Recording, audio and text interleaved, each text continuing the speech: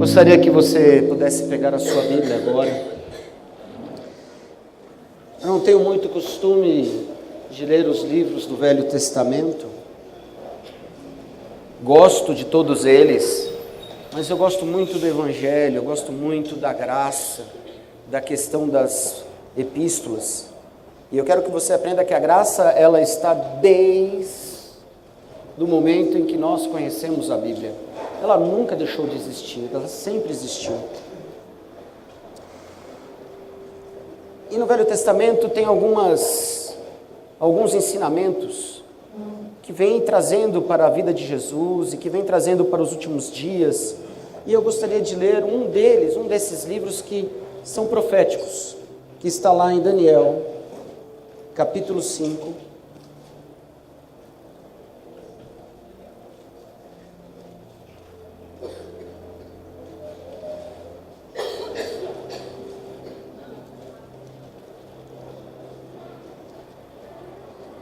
A partir do primeiro verso,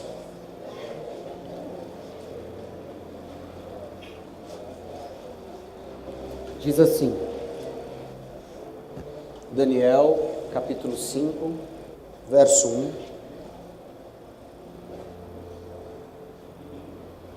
O rei Belsazar deu um grande banquete a 1000 dos seus grandes, e bebeu vinho na presença dos 1000. Havendo Belsazar provado o vinho, mandou trazer os utensílios de ouro e de prata que Nabucodonosor, seu pai, tinha tirado do templo que estava em Jerusalém, para que bebessem neles o rei, os seus grandes e as suas mulheres e concubinas. Então trouxeram os utensílios de ouro que foram tirados do templo da casa de Deus, que estava em Jerusalém, e beberam neles o rei, os seus grandes, as suas mulheres e concubinas. Beberam vinho e deram louvores aos deuses de ouro, de prata, de cobre, de ferro, de madeira e de pedra. Na mesma hora, apareceu uns dedos de mão de homem, e escreviam de fronte do castiçal, na estucada parede do palácio real. E o rei via a parte da mão que estava escrevendo. Então se mudou o semblante do rei, e os seus pensamentos o turbaram. As juntas dos seus lombos se relaxaram, e os seus joelhos bateram um no outro. E ordenou o rei com força que introduzissem os astrólogos, os caldeus, os adivinhadores. E falou o rei e disse aos sábios da Babilônia: qualquer que ler esta escritura e me declarar a sua interpretação, será vestido de púrpura, e trará uma cadeia de ouro ao pescoço, e será no reino o terceiro dominador. Então todos os sábios do rei não puderam ler a escritura, nem fazer saber ao rei a sua interpretação. Então o rei Belsazar perturbou-se muito, e mudou-se nele o seu semblante, e os seus grandes estavam sobressaltados. A rainha, por causa das palavras do rei e dos grandes, entrou na casa do banquete e falou à rainha e disse: ó rei, vive eternamente, não te turbe os teus pensamentos, nem se mude o teu semblante. Há no teu reino um homem que tem o espírito dos deuses santos, e nos dias de teu pai se achou nele luz, inteligência, sabedoria, como a sabedoria dos deuses. E teu pai, o rei Nabucodonosor, sim, teu pai, ó rei, o constituiu chefe dos magos, dos astrólogos, dos caldeus e dos adivinhadores. Porquanto se achou neste Daniel um espírito excelente, e ciência, e entendimento, interpretando sonhos, explicando enigmas, e solvendo dúvidas, a qual o rei pôs o nome de Beltesazar. Chama-se, pois, agora Daniel, e ele dará interpretação. Verso 25. Esta, pois, é a escritura que se escreveu, Mene, Mene, Tekel e Parsim. Esta é a interpretação daquilo. Mene, contou Deus o teu reino, e o reino acabou. Tekel, pesado foste na balança, e foste achado em falta. Pérez, dividido foi o teu reino, e deu-se aos medos e aos persas. Então mandou Belsazar que vestissem Daniel de púrpura, e que lhe pusessem uma cadeia de ouro ao pescoço, e proclamassem a respeito dele que havia de ser o terceiro dominador do reino. naquela mesma noite, foi morto Belsazar, rei dos caldeus, e Dário, o Medo, ocupou o reino na idade de 62 anos. Podemos assentar.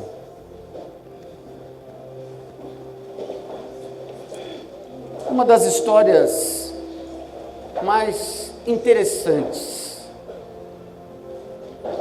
mais explicativas e educativas a um cristão, mesmo que não fosse a época de Cristo, mesmo que não fosse a época em que o Evangelho já estava sendo liberado.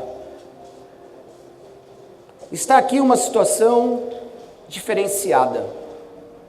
Daniel, tendo ali a interpretação do que estava aquelas palavras sendo escritas na estucada parede do palácio.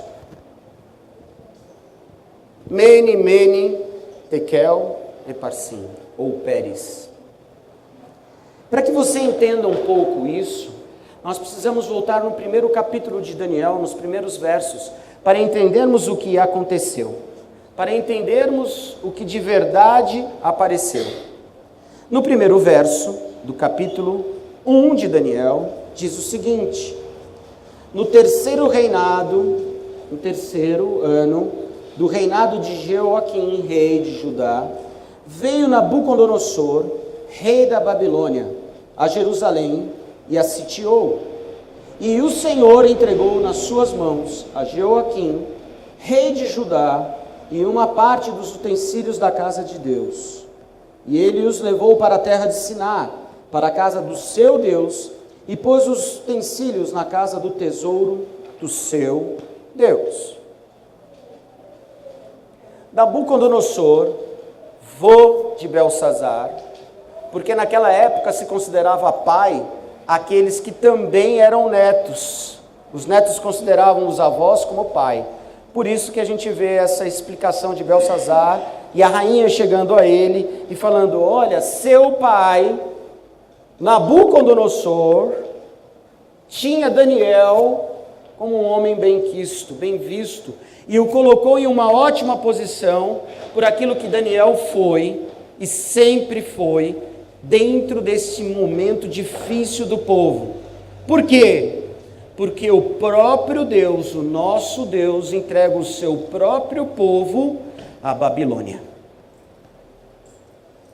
E ele entrega o seu povo à Babilônia, não é que Deus chega e fala assim: estou dando o meu povo a você, Nabucodonosor. Não.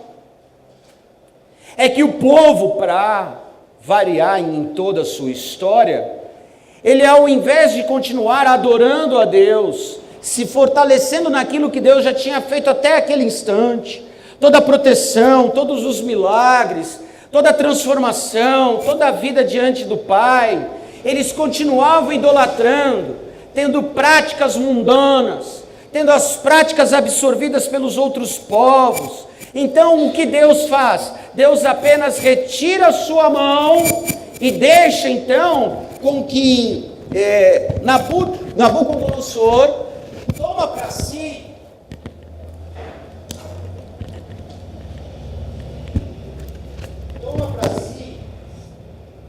o povo de Deus, toma para si som, agora não está, toma para si o povo de Deus e faz com que eles sejam então exilados dentro do Império Babilônico. Nessa toma de posse, Deus ainda permite que Nabucodonosor leve para si os utensílios do templo, da casa de Deus, da igreja de Deus. Utensílios que tinham ali significados importantíssimos, não foram quaisquer utensílios. Eu, estudando sobre eles, eu quero falar apenas de dois. Utensílios nos quais tinham significados importantíssimos ao povo, principalmente quando eles adentravam na casa, quando eles adentravam ao templo. Um deles era a mesa na qual eles se limpavam para que eles pudessem estar purificados. glorificados na casa de Deus. Porque eles iam, levavam a oferta, faziam oferecimento à oferta, e o que acontecia? Eles tinham que se limpar daquilo que estava sendo dado lá na oferta, do sangue, da sujeira. Então eles tinham uma outra mesa, na qual tinha lá um vaso onde eles se limpavam. Um destes vasos estava na casa do Beltesazar, lá na torre, onde estavam guardados esses utensílios. Outro que nós vemos é o candelabro. O candelabro, ele tinha a questão de estar sempre aceso com um óleo de unção, que trazia luz, e o óleo representando o poder de Deus. Toda a Bíblia tem o seu simbolismo para que nós possamos trazer nos dias atuais o que nós precisamos aprender. E essa história não é o contrário. Daniel capítulo 5 traz os dias de hoje na nossa vida. Por que traz os dias de hoje na nossa vida? Estava ali Beltesazar, ou Belsazar, em algumas Bíblias Beltesazar. E ele resolve, numa orgia, porque era uma orgia, ele estava bebendo, chamou suas mulheres e concubinas são prostitutas, então ele estava numa orgia, não por satisfeito nesta orgia, indignado, ele pega e manda trazer os utensílios da casa de Deus para essa orgia. Utensílios os quais tinham significados importantes: pureza, santificação, manifestação do caminho, luz e poder de Deus.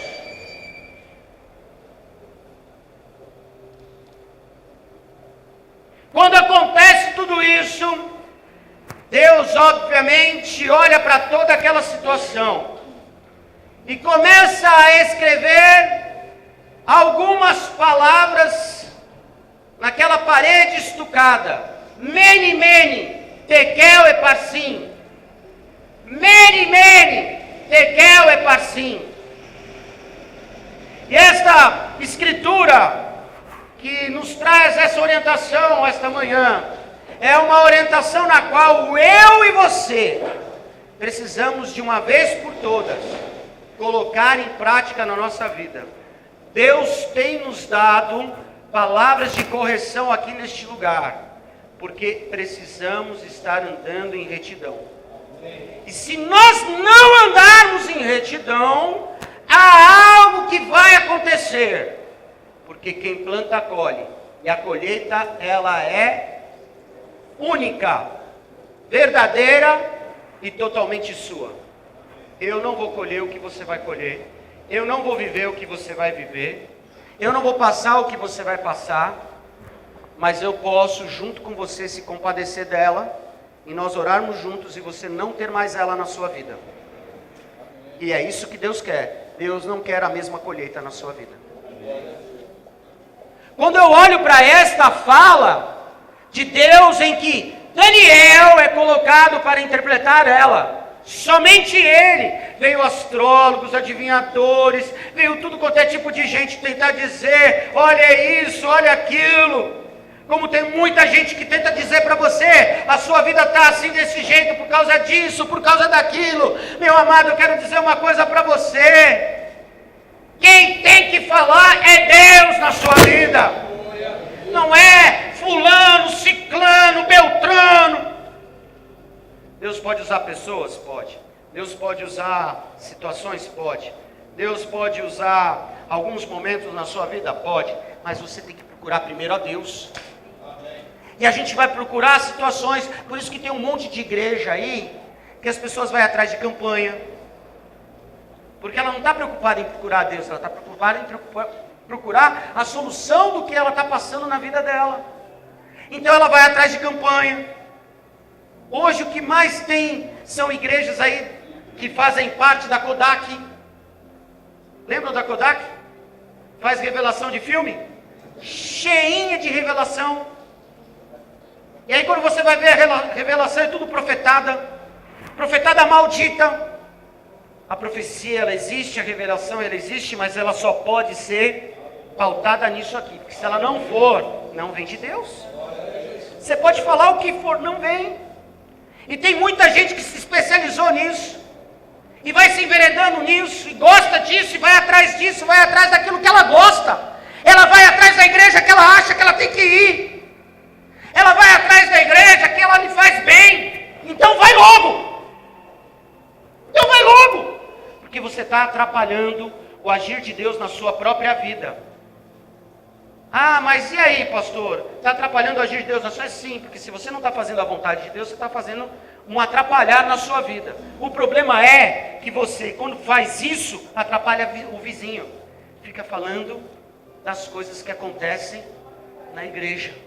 Porque você não se sente bem, e aí você fica falando para o irmão aquilo que você não se sente bem. Para que o irmão ache, pauta e dê confirmação aquilo que você acha que é a sua verdade. A sua verdade não é sua verdade. A verdade tem que vir de Deus, não é minha. Belsazar é uma personificação minha e sua.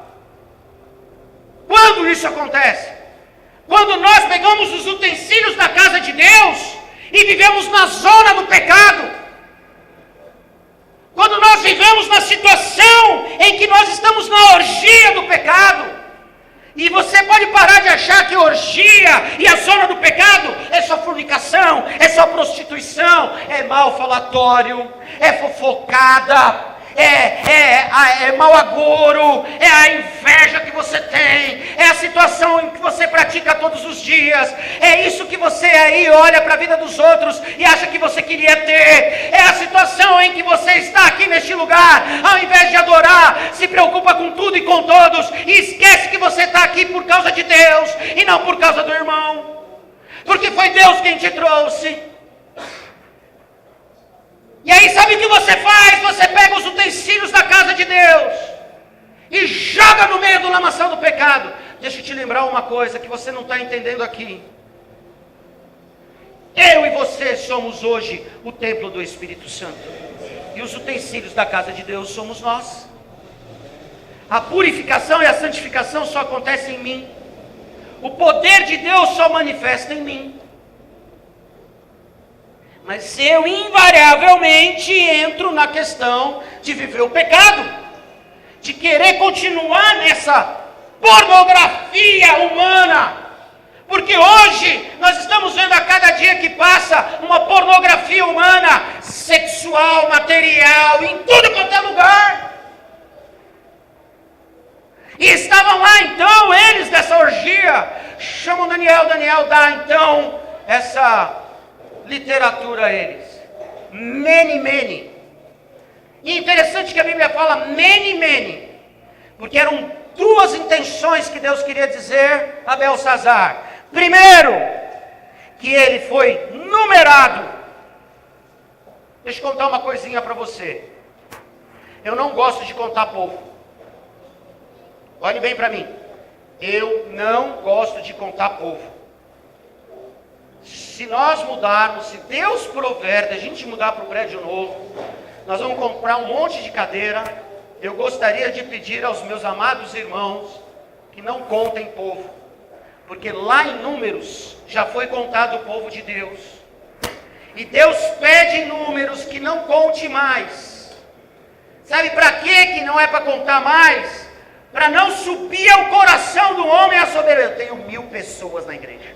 Minha igreja é grande, minha igreja tem um monte de gente. Eu quero dizer uma coisa para você, a minha igreja tem um monte de gente que eu amo. É isso que você devia fazer. Ah, vai lá que vale a pena, minha igreja é cheia. Mas fala para eles que a sua igreja é cheia de amor, que a sua igreja é cheia da graça, que a sua igreja é cheia da palavra. Não fala que a sua igreja é cheia de pessoas, porque se você falar que a sua igreja é cheia de pessoas, nós temos a grande probabilidade da pessoa entrar aqui e ver cheia de problemas, porque eu e você somos problemáticos. Você é problemático? Você é muito. Deus está trabalhando na sua vida. O dia que você mudar algumas coisas, como aquele timinho lá, tricampeão, tricampeão. O que é isso? 2-0 o quê? Instituição Padre Chico de Cego, vocês jogaram ontem, rapaz. A bola estava até com aquele barulhinho para ajudar.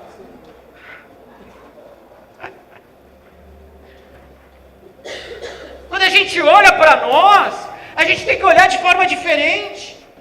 Eu tenho que entrar aqui e achar que eu sou o pó do rabicó da terra. Porque eu sou o pó do rabicó da terra. Eu erro, eu falho, eu peco, mas eu estou aqui para me arrepender todos os dias, buscar a graça de Cristo, a misericórdia, o perdão e viver em paz. Mas eu preocupo em saber como é que tem que ser as coisas para mim. Você já perguntou como é que tem que ser as coisas para você? Do jeito que Deus quer? Tudo isso para dizer que você está sendo numerado. Você acha que os seus pecados não são contados?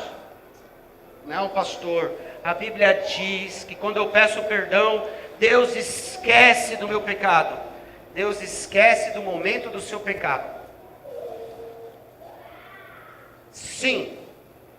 Mas Deus sabe aonde você peca. Deus sabe aonde você cai. Deus sabe aonde te provoca. Deus sabe aonde te erra.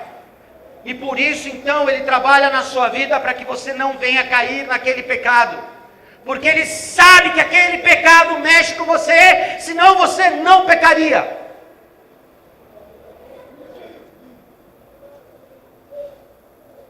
Deus é justo.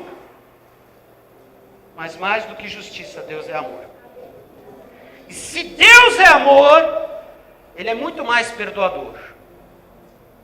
Por isso que a Bíblia fala sobre esquecimento. E o esquecimento que a Bíblia fala é exatamente para dizer sobre aquele momento. Para que você não venha cair de novo na mesma. Então é numerado. Tem lá 1, 2, 3, 4, 5. Senão, a lei espiritual de que quem planta colhe não vai te servir, certo? Porque se você continuar pecando, você já sabe que você vai ser salvo. Será que é assim? Não. Porque se você continuar no vício do pecado, a Bíblia diz que você pode perder a sua fé ao ponto de você perder a salvação. Apostatar-se da fé, blasfemar-se contra o Espírito Santo. Há essa possibilidade. Se não houvesse, Deus não traria você para este lugar. Deus daria a você a condição de Cristo e falaria para você, fica na sua casa. Anda sozinho. Você já conhece, já sabe, está de boa. Não, Deus te trouxe aqui a este lugar, porque Ele sabe a importância de você estar aqui neste lugar. O problema é que as pessoas não são comprometidas. O problema é que as pessoas não têm compromisso com Deus. E aí quando a gente olha para isso, a segunda palavra é você ser provado. Deus vai lá, numera o que Belsazar está fazendo e prova o que ele está fazendo. Deus está provando a sua fé nesta manhã. Será que a sua fé é de mudança? Ou será que a sua fé é de continuismo no pecado? Mene, numerado e provado. Você está sendo numerado hoje aqui, mas numerado no sentido da graça, em que você se arrepende e fala, Deus, estou aqui para que o Senhor prove a minha fé. Eu quero ser provado na fé em nome de Jesus. E tire isso da sua cabeça. Deus está provando você. Não, é diferente. Deus está provando a sua fé, porque se Deus provasse você, será fulminado. Ninguém aguenta a virtude do Espírito Santo te provando.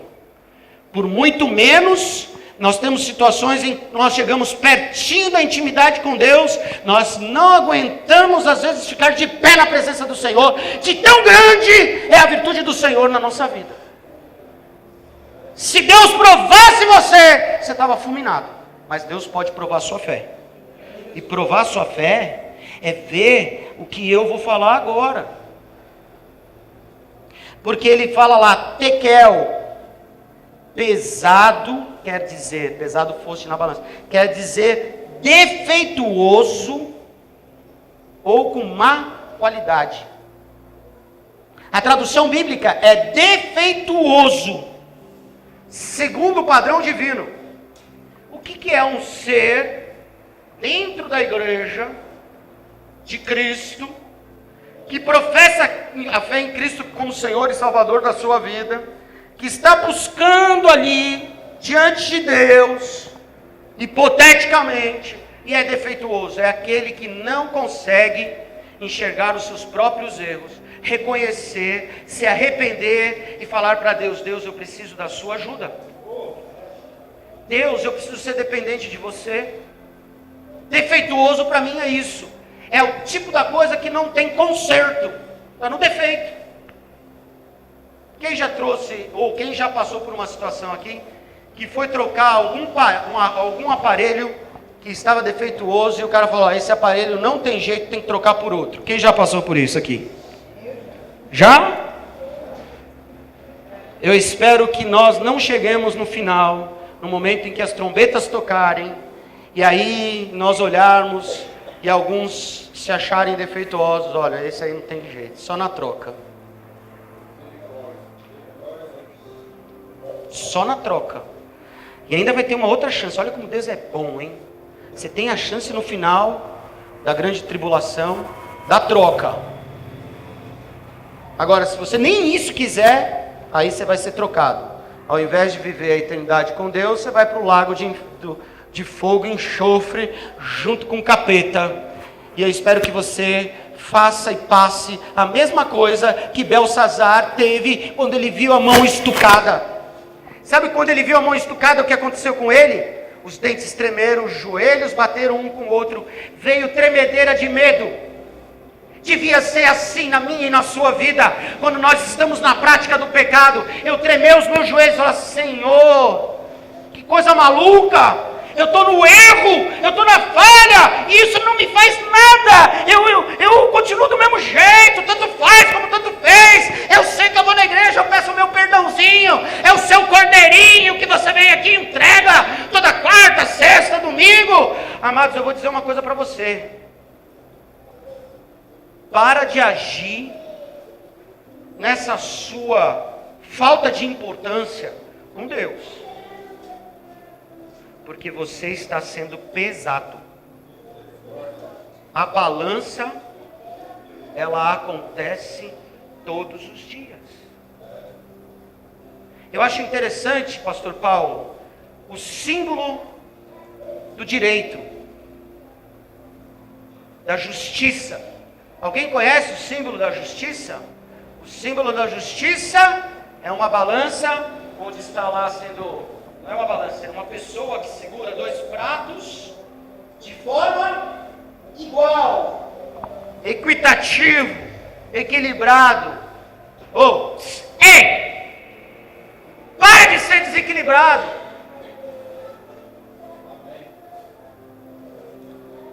Como assim, pastor? Eu não sou desequilibrado, sou uma pessoa equilibrada. Eu sou uma pessoa de boa. Não, você é desequilibrado sim. Porque você pende mais para o lado do pecado do que para o lado da salvação e da santificação. Porque se você pesasse mais para o lado da santificação, haveria o equilíbrio do Espírito Santo na sua vida. E não tem. E aí, quanto mais você peca, mais uma pessoa insuportável a gente vai conhecendo, porque as pessoas se tornam insuportáveis. A gente já é insuportável pela nossa própria natureza e pela nossa personalidade, ou não? Você conhece alguém que é insuportável? Conhece alguém chato? Conhece alguém teimoso? Isso já é nosso. Imagine alguém que vive na prática do pecado. Como é que fica? Como é que fica? Como é que é alguém assim? É alguém que é xenófobo, que só escolhe: eu quero só viver com o André, porque o André é corintiano. E eu gosto então de viver só com o André, e não vou viver com o Adriano, que é São Paulino. Isso é xenofobia. Amados, aqui na igreja não existe separação de pessoas. Não existe. Eu não posso olhar para você e achar que você tem algum tipo de mérito comigo. Porque se eu não tenho mérito com Deus, que eu não mereço pulufas, eu tenho que achar que eu tenho que dar mérito a alguém. Eu tenho que achar que eu preciso, você pode, você não pode. Você deve, você não deve. Quem é você para falar isso? A igreja, quando ela abre as suas portas, ela abre para dar salvação, não para dar perdição. Ela abre para dar condição ao ser humano de conhecer o amor de Deus. Você está sendo pesado nessa manhã. E além do seu peso, se você estiver mais gordinho, tem mais um montão de peso aí por causa do pecado.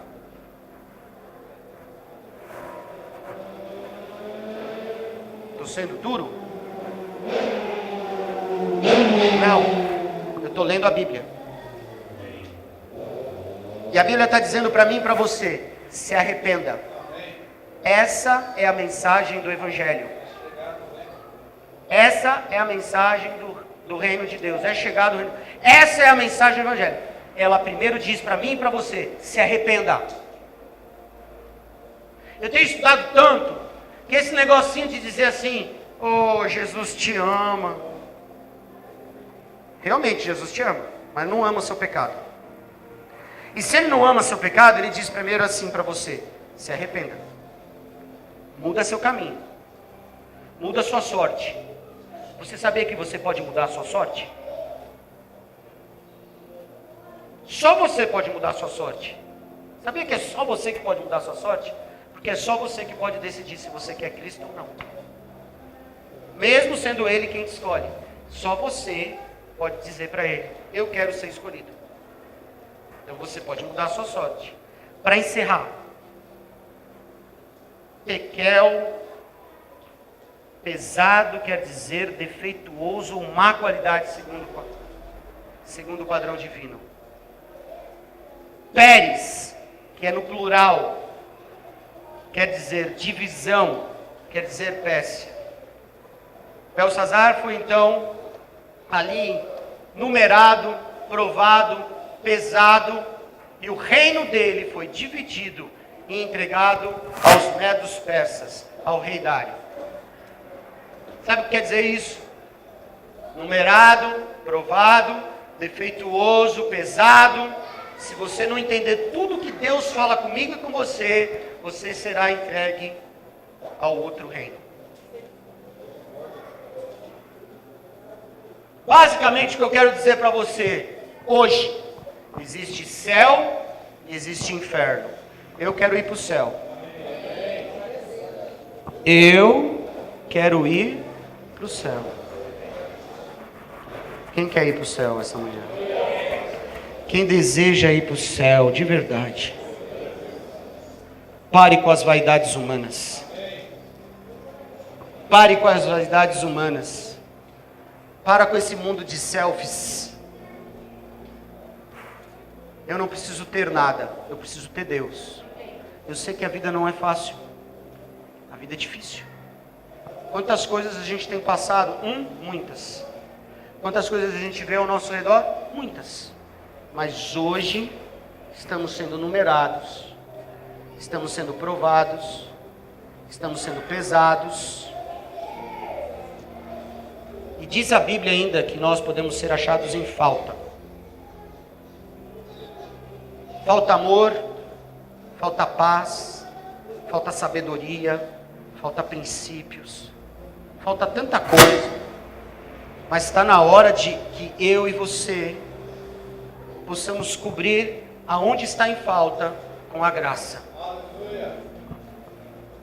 Precisamos, eu e você, diante de Deus essa manhã, recuperarmos diante do Pai, que nos acha em misericórdia, em amor. Amados, preste atenção aqui, vou repetir isso.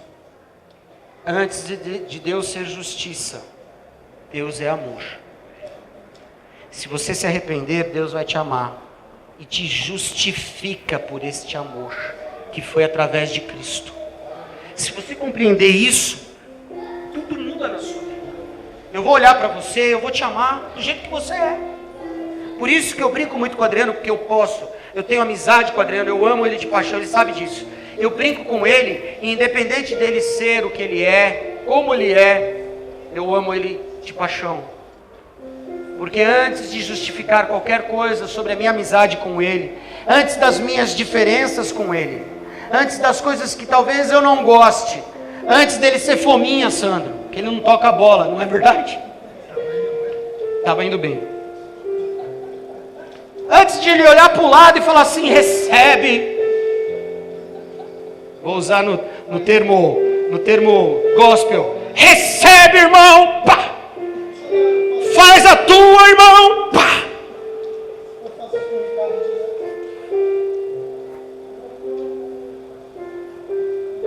Antes de olhar para você, eu tenho que entender que eu também fui amado. Mesmo com os meus montes de defeitos, eu sou muito chato ainda. Eu sou ainda às vezes insuportável. E isso não vem de exemplos dos meus filhos, porque meus filhos podem falar o que for, porque eles também são chatos. Oh meu Deus, olha lá a Flávia, confirmando, não é, Flávia? Obrigado, Deus.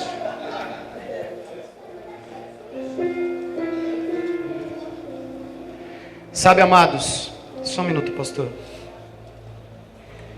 Tem muita gente que está aí, naquela situação de estar nas orgias, nas dancinhas do inferno, aí fica lá.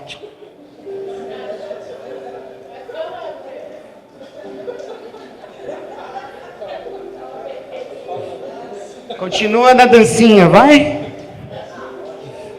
É assim?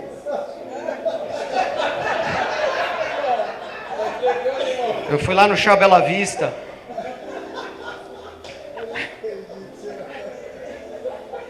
Tem muita gente que está aí nessa dancinha.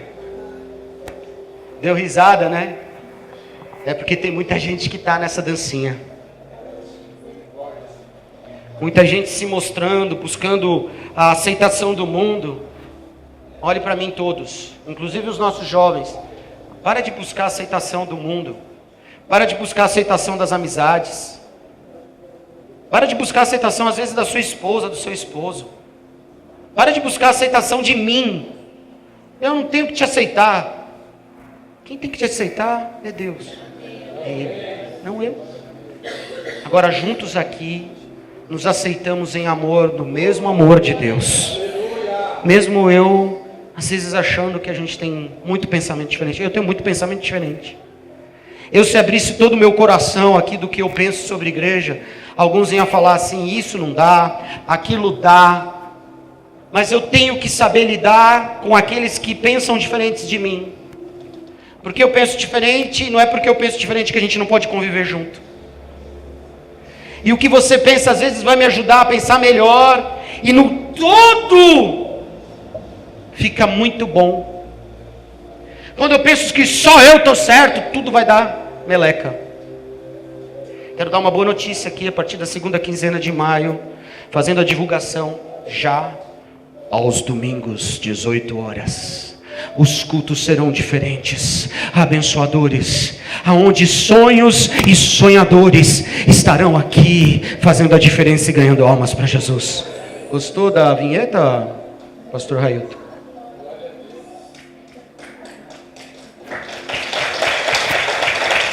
Nós vamos sonhar com novas almas. Pastor Railton vai trazer toda a equipe dele e nós vamos fazer um cultaço de domingo à noite aqui.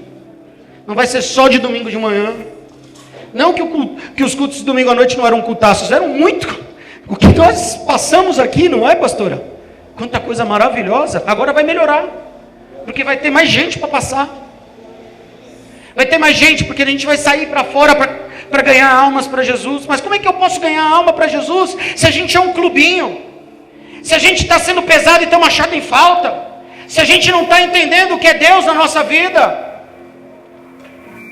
Eu não quero ser conhecido como clubinho ponto igreja cristã. Eu quero ser reconhecido pelo ponto da glória de Deus, pelo ponto do amor do Senhor, que não conta, não mede, que faz a diferença. Eu queria lhe propor essa manhã arrependimento. Você tem algo que se arrepender? Existe um cântico tão antigo, vou pedir o pastor Ricardo junto com o pastor Paulo me ajudar aqui. Porque eu sou bom na dupla. Eu sou bom na dupla de 3. Sempre é o pastor Ricardo.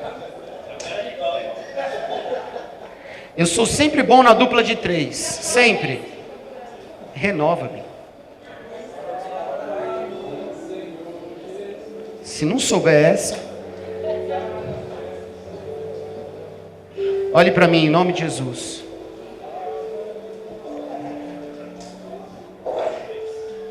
Olhe para mim. Há uma manhã de arrependimento aqui. Deveria ser assim todos os dias da nossa vida. Eu queria deixar uma regrinha para você nessa manhã. Se arrependa. Se arrependa. Chega diante de Deus e fala: Senhor, eu não sou merecedor, por isso me ajude. Eu não mereço nada do que eu tenho. Eu não mereço você. Será que você pode dizer isso para a pessoa do seu lado? Manice, eu não mereço você. Não mereço você. Não mereço a vitória. Não mereço.